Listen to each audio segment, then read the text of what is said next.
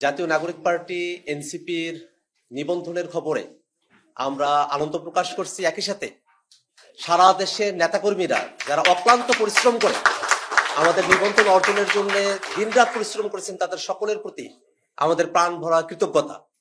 জাতীয় নাগরিক পার্টি নিবন্ধন পাবে কি পাবে না, জনগণ জাতীয় নাগরিক পার্টির সঙ্গে আছে কি নাই, সেই বিষয় নিয়ে অনেকে অনেক ধরনের কটাক্ষ করেছেন। কিন্তু আমরা কিন্তু দিন শেষে দেখিয়ে দিয়েছি যে বাংলাদেশের জনগণ জাতীয় নাগরিক পার্টির সঙ্গে আছে এবং বাংলাদেশের জনগণ জাতীয় নাগরিক পার্টিকে সামনের নির্বাচনে যে সমর্থন ব্যক্ত করবে তার মধ্য দিয়ে এনসিপি সামনের নির্বাচনে একটা মিরাকল ঘটাবে ইনশাল্লাহ। আমরা এই ঐক্যবদ্ধ কমিশনে গিয়েছি, দিনের পর দিন আমরা আলাপ আলোচনা করেছি, কথা বলেছি। তো আমরা ৭৫-এর যে ঘটনা প্রবাহ দেখি, মুক্তিযুদ্ধের পরের যে ঘটনা প্রবাহ দেখি, এর জন্য সম্পূর্ণ দায়ভার যেমন আওয়ামী লীগের, এবং বর্তমান বাংলাদেশে যে সংকট তৈরি হয়েছে এই সংকটের দায়ভারও কিন্তু বিএনপির উপরে গিয়ে বর্তায়। কেন? আমরা ঐক্যমত্য কমিশনে দীর্ঘ সময় ধরে আলোচনা করলাম যে নতুন করে রাষ্ট্রটাকে গঠন করতে হবে। রাষ্ট্রের মধ্যে যে ফেসিবাদী কাঠামোগুলো আছে, উপাদানগুলো আছে, সেগুলোকে নির্মূল করে কার্যত বাংলাদেশ যেন একটা গণতান্ত্রিক রাষ্ট্র হতে পারে তেমন একটা রূপান্তরের দিকে আমাদের অগ্রসর হতে হবে।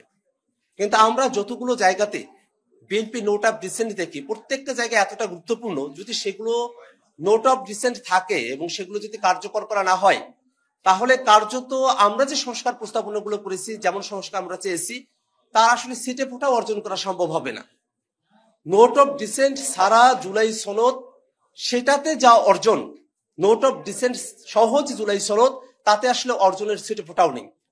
তা আমরা তো নোট অফ ডিসেন্ট সহজে জুলাই সনদ, সেটার কার্যকারিতা ন্যায় এবং সেই কার্যকারিতাকে আইনগত ভিত্তি দিয়েও টেকসই করা সম্ভব নয়। এই কারণে তো আমরা জুলাই সনদের সেদিনের স্বাক্ষর অনুষ্ঠানে আমরা সেদিন অংশগ্রহণ করি নাই। আমরা তো বারবার এই কথাটা বলেছি যে যদি জুলাই সনদের আইনি ভিত্তিটা ঠিকভাবে দেওয়া হয়, যদি যে সনদের মাধ্যমে বাংলাদেশ রাষ্ট্রটাকে নতুন করে গড়ার প্রতিশ্রুতি দেওয়া হচ্ছে তার আদেশটা যদি সঠিকভাবে জারি করা হয়, গণভোটের প্রশ্নটা যদি সঠিকভাবে প্রেজেন্টেড হয় এবং সামনের সংসদকে যদি দ্বিতীয় ক্ষমতা দিয়ে, গাঠনিক ক্ষমতা দিয়ে যদি সংবিধানের সাথে সম্পর্কিত বিষয়গুলোকে টেকসই ভাবে নতুন সংবিধান অন্তর্ভুক্ত করা হয়, তাহলে পরে বাংলাদেশের মানুষের যে আকাঙ্ক্ষার জায়গাটা ছিল সেটাকে বাস্তবায়ন করা যাবে, নতুবা আর বাস্তবায়ন করা যাবে না। আমরা তো দেখি বাংলাদেশের যে ইতিহাস, গত অর্ধ শতাব্দীর ইতিহাস ব্যর্থতার ইতিহাস, এবং এই ব্যর্থতার পিছনে রাজনৈতিক দলগুলো এবং রাজনৈতিক ব্যক্তি যারা আছেন তাদের যে দায়, সে দায়ের কেন্দ্রে আছে আমাদের সিস্টেম, আমাদের ব্যবস্থা। সেটা কখনোই এটা সঠিক ছিল না, কখনোই এটা গণতান্ত্রিক ছিল না। তো ৭৫-এর পরে যে বাংলাদেশটা নতুন ভাবে গড়ার আমাদের সুযোগটা এসেছিল, সেটাও আমরা অর্জন করতে পারি নাই। ৯০-এর সময়টাতে ৩ দলীয় জোটের রূপরেখা হলো, সেই রূপরেখায় অনেকগুলো ভালো কথা হয়েছিল। কিন্তু আমরা কি দেখেছি যে ৩ দলের রূপরেখার ভিত্তিতে ৯০-তে সরকার গঠন বা সরকার পরিবর্তনের সময়কালে তত্ত্বাবধায়ক সরকারের রূপরেখা আসলো, আরো অনেকগুলো পরিকল্পনা আসলো। এই দলগুলো কিন্তু যৌথভাবে হোক আর এককভাবে হোক ৯০ পরবর্তী সময় তারা বাংলাদেশের ক্ষমতা তারা পরিচালনা করেছে, দেশ তারা চালিয়েছে, শাসন করেছে। কিন্তু তারা ৯০ যে কমিটমেন্ট, সেখান থেকে তারা দূরে সরে এসেছে। ৯০-এর কমিটমেন্টের মধ্যে তারা থাকে নাই। এটা আওয়ামী লীগও থাকে নাই, এটা বিএনপিও থাকে নাই। এবং বিএনপির সাথে তখন জামাত ছিল, তাদেরও একই ধরনের ভূমিকার কথাই আমরা দেখি। তো আমরা তো সেটা বাংলাদেশে নতুন করে চাই না। এই বাংলাদেশে ক্ষণে ক্ষণে শুধুমাত্র রাষ্ট্রীয় সিস্টেমের কারণে স্বৈরাচার উৎপাদন হবে এবং সেই স্বৈরাচারের বিরুদ্ধে রাস্তায় দাঁড়িয়ে মানুষকে আন্দোলন করে জীবন দিতে হবে। মানুষের জীবন তো এত সস্তা নয়।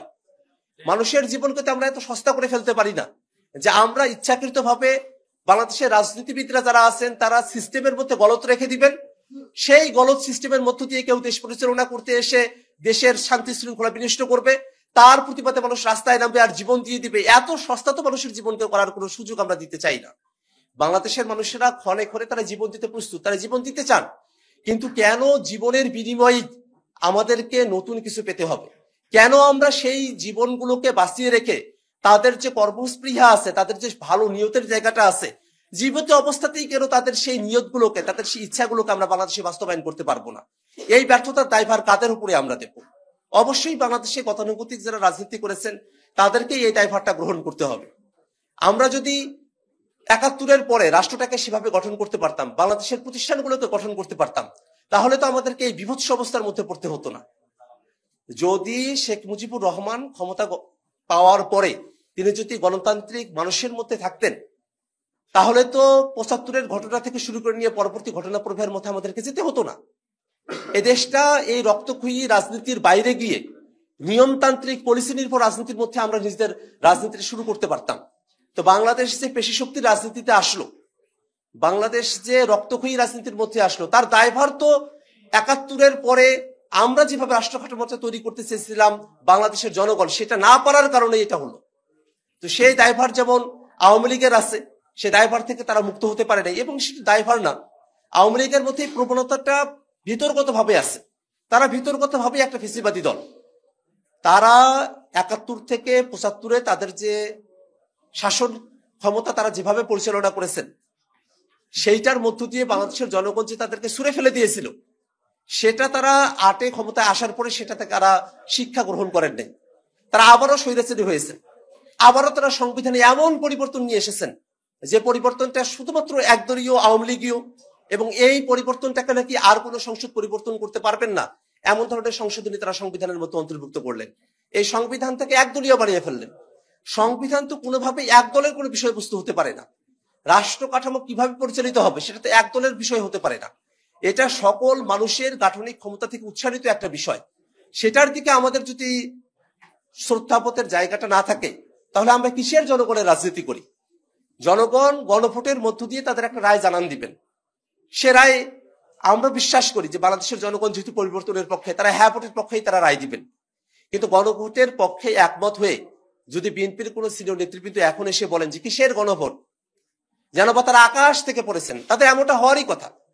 যারা পরিবর্তনের সঙ্গে নিজেদেরকে খাপ খাইয়ে নিতে পারেন না, যারা সংস্কারের পক্ষে নাই, তারা যখন নতুন করে সমাজে বিস্তার করতে থাকেন, মানুষের মধ্যে যখন সংস্কারের আলাপটাকে তারা প্রমিনেন্ট দেখেন, তখন তো তাদের আকাশ থেকে পড়ার দশা হবেই। তারা তো জনগণের সঙ্গে সম্পর্ক যুক্ত আর নাই। তারা মনে করেছেন ৫ আগস্ট ঘটে গেছে, ছাত্ররা রক্ত দিয়ে, জনগণ রক্ত দিয়ে, শ্রমিকেরা রক্ত দিয়ে দেশটাকে স্বাধীন করেছে নতুন করে।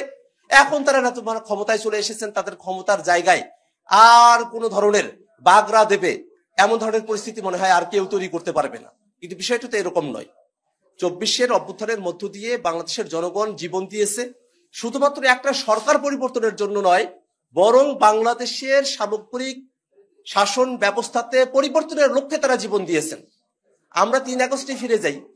সেদিন কিন্তু নাহিদ ইসলাম নতুন বন্দোবস্তের ডাক দিয়েছিলেন, এবং এই নতুন বন্দোবস্তের ডাক দেয়া কিন্তু শুধু নাহিদ ইসলামের একার কথা ছিল না। অলরেডি বাংলাদেশের সকল জনগণ তারা কিন্তু একতাবদ্ধ হয়েছিলেন। তারা কিন্তু সবাই চেয়েছিলেন যে বাংলাদেশটা যেন নতুন একটা বন্দোবস্তের ভিতর দিয়ে পরিচালিত হতে পারে। এবং রাষ্ট্র সংস্কারের আলাপগুলো কিন্তু আর অনেক আগে থেকেই বাংলাদেশে প্রমিনেন্ট হয়েছিল, রাজনৈতিক মহলে, সুধী সমাজে, সুশীল ব্যক্তিদের মধ্যে, এমনকি গ্রামের আলোচনাতেও এই আলোচনাগুলো ছিল। কিন্তু সেই আলোচনাগুলাই যখন এখন কার্যকর করার একটা সময় চলে এসেছে, মানুষেরা যেটা অতীতে চেয়েছেন, বিএনপি নিজেও ৩১ দফার কথা বলে, যেটা অনেক আগেই তারা দিয়েছেন। কিন্তু এই ৩১ দফা, তার মধ্যে যে কথাগুলো আছে সেটাতেও যে সংস্কার প্রয়োজন, এবং এই ৩১ দফা যে ৩১ দফার মধ্যে আর সীমাবদ্ধ নাই, বাংলাদেশের মানুষ যে ৩১ দফাকে ৩৬ দফা করতে পারে, সেই ভাবনাটা আর বিএনপির মধ্যে নাই। তারা আসলে বলে অনেক সময় যে সংস্কার চলমান প্রক্রিয়া, কিন্তু সংস্কারের সঙ্গে যে চলতে হবে সেই মানসিকতাটা বিএনপির নাই। এটা হলে তো দেশটাকে সঠিকভাবে আমরা করতে পারবো না। আমরা দেখি যে বাংলাদেশের যে প্রতিষ্ঠানগুলো আছে সেই প্রতিষ্ঠানগুলোকে গড়া গেল না। রাষ্ট্র গঠনের অন্যতম একটা প্রধান ধাপ হলো যে রাষ্ট্রীয় প্রতিষ্ঠানগুলো আছে সেগুলোকে সঠিকভাবে গড়ে তোলা। বাংলাদেশের পুলিশ বাহিনী সেটাকে নিজেদের মতো করে দলগুলো ব্যবহার করেছে। সেনাবাহিনীও অনেক সময় দলগুলোর অনুগত থেকেছে। এই যে গত 14টা বছর, 15টা বছর ধরে দেশে গুম খুন সেগুলো সংগঠিত হলো, অনেক সিনিয়র অফিসাররা এগুলোর সঙ্গে যুক্ত থেকেছেন। তারা তো পারতেন দেশের পক্ষে থাকতে, কিন্তু না, এই মুষ্টিমেয় কিছু ব্যক্তির কারণে গোটা একটা বাহিনীর দুর্নাম তৈরি হলো। তারা বাহিনীগুলোকে আওয়ামী সরকারের পেটোয়া বাহিনী হিসেবে, দলীয় বাহিনী হিসেবে ফাংশন করানোর দিকে নিয়ে গেলেন। আমরা বিচার বিভাগের দিকে তাকাই, বিচার বিভাগটা স্বাধীনভাবে ফাংশন করলে বাংলাদেশের মানুষকে আর হতাশার মধ্যে পড়তে হতো না। সরাসরি বাংলাদেশের রাজনীতিতে ইফেক্ট ফেলে সেই জায়গাগুলোতে আমরা বিচারপতিদেরকে দলীয় সিদ্ধান্ত দিতে দেখতাম না, কিন্তু সেটা হয়েছে।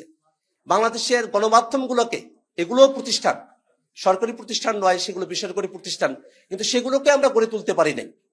বাংলাদেশের কোনো প্রতিষ্ঠানকে আমরা গড়ে তুলতে পারি নাই। এই কারণে জাতীয় নাগরিক পার্টির প্রধান লক্ষ্য হলো বাংলাদেশের প্রতিষ্ঠানগুলোকে গড়ে তোলা, যার মধ্য দিয়ে বাংলাদেশ রাষ্ট্রটি গণতান্ত্রিক উত্তরণের দিকে যেতে পারবে। আমরা আজকে দীর্ঘ সময় ধরে আলোচনা করেছি, আলোচনার সারবত্য এই যে ৭৫-এর সময়কালে ৭২-এর পরে ব্যর্থতার দায়ভার যেমন করে আওয়ামী লীগের রাষ্ট্র গঠনের এই সময়টাতে যারা সংস্কারের পক্ষে নাই তাদেরকেও যদি সংস্কার সম্পূর্ণ করা না হয় সেই দায়ভার তাদেরকেও ইতিহাসে ভুগতে হবে এবং তাদেরকেও জনগণের কাছে দায়বদ্ধ থাকতে হবে। আমরা মনে করি এই গোটা বাংলাদেশটাকে নতুন করে গড়তে হলে আমাদের দলাদলি বাদ দিতে হবে, আমাদের দলীয় সংকীর্ণ চিন্তা বাদ দিতে হবে এবং বাংলাদেশের পক্ষে যে সংস্কার প্রস্তাবনাগুলো আছে তার পক্ষে আমাদের সকলকে অংশগ্রহণ করতে হবে এবং সকলে মিলে বাংলাদেশ রাষ্ট্রটাকে আমরা চালাতে পারবো ভালো করে। বাংলাদেশে আর পেশি শক্তির রাজনীতি থাকবে না, আমরা পলিসি নির্ভর রাজনীতিতে বাংলাদেশে ট্রান্সফর্ম করতে পারবো, সে আশাবাদ ব্যক্ত করে আপনাদের সকলকে ধন্যবাদ জানিয়ে আমি আমার বক্তব্য এখানে শেষ করছি।